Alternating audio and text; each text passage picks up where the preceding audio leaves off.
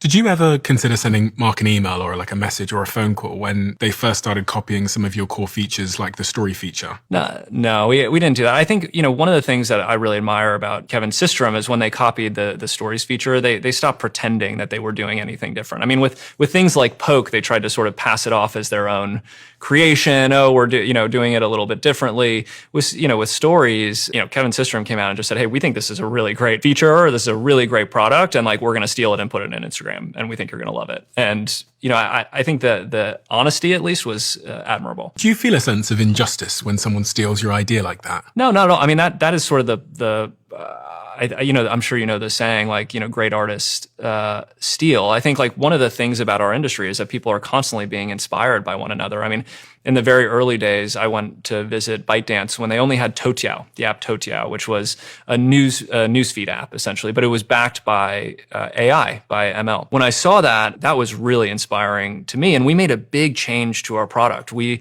actually separated out all of the creator and publisher content from from stories from friends.